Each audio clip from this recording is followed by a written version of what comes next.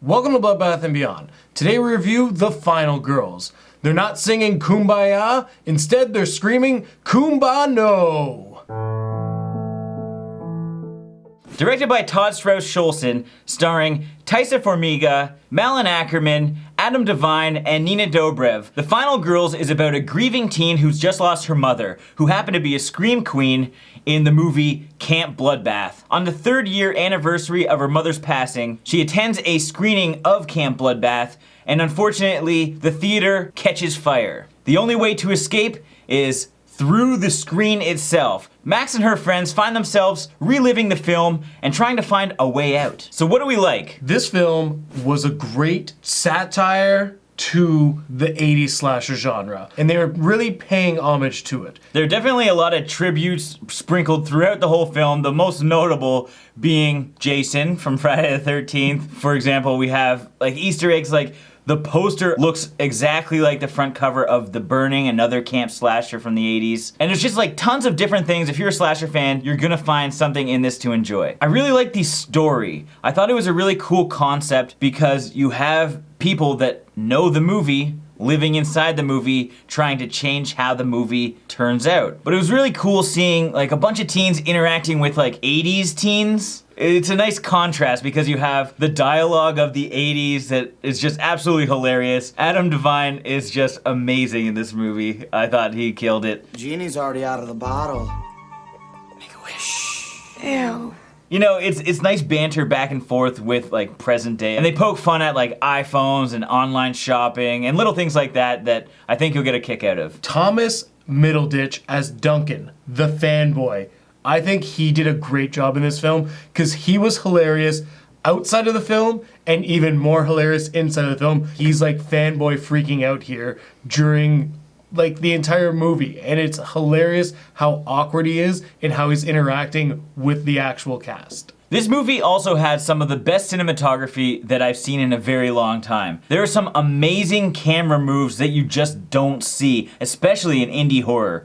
We had a lot of like circular whip pans that would continuously like cycle through a scene. Closer to the end of the film, we also have some crazy like Steadicam shots, which just really screw with your head. The camera's flipping upside down, they're spinning the camera, they're doing all types of really cool things. And it was just mind-blowing. I thought they did a phenomenal job from the beginning of the movie to the end. It was great. Not only was the cinematography great, when you have people interacting with the like 3D title credits and like them stepping over them, or when they're going into a flashback and like the screen itself is melting, they did a really good job like compositing this because it looked real. And to talk about some of the more production value stuff, the lighting was fantastic. It really helped set the mood, considering that there are a lot of emotional scenes in this movie. So when we have Max talking with Nancy, you know, they're really bonding, and we have like awesome blue lighting with some like orange highlights, and it really like makes you feel for the characters, and it was really well done. I really thought the acting from everybody involved was fantastic. We had some strong female leads, which was great. I'm already a fan of Taissa Farmiga from American Horror Story, and it was neat to see her doing something different, especially closer to the end of the movie. She just becomes pretty badass, and it was nice to see that side of her. Now, what didn't we like? I actually didn't like the pacing of this film. Near the end, it was very, very slow. They're building up to this whole scene where they're trying to like kill and capture Billy, the slasher. From a slasher standpoint, we're not getting any of that stuff that we're familiar to seeing. Yeah, there's a lot of like long dialogue scenes, and I understand that it was to get the emotions across and stuff, because I can see people tearing up in a lot of these scenes, which is not something I expected from this movie. And so in those scenes, they drag a lot. Something that kind of screwed with the pacing a little bit was killing off some of the funnier characters. We're introduced to two really strong characters who are a comedic relief. So even if one is killed off, at least we have the other to play out through the rest of the movie.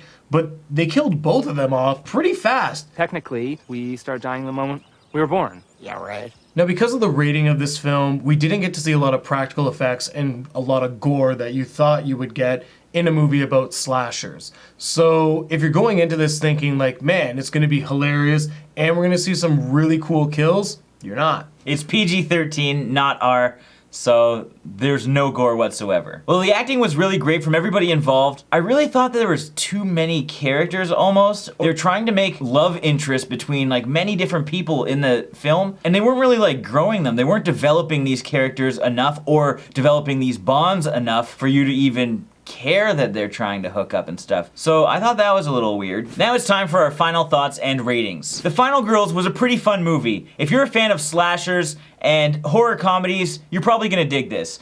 However, it is bogged down a little bit too much with the emotional aspect that isn't for everybody, especially considering that the trailer was so upbeat. The first half of this movie's fantastic, so you're gonna be hooked, and if you connect with the characters, you're really gonna enjoy yourself. Unfortunately, the PG-13 rating does bring it down for slasher fans because we don't have any nudity, we don't have any gore, and we're not getting that same slasher charm that we're used to, but it's still a pretty good time. So I'm gonna give this 3.5 choice guitars out of 5. That guitar is choice. Thanks, Blake. Bitch and hair. I really want to see this film just on the fact that it looked hilarious, and being a fan of slashers, this was gonna be a great homage to the genre. My only problem was that it didn't really cover the genre as much as I thought it would.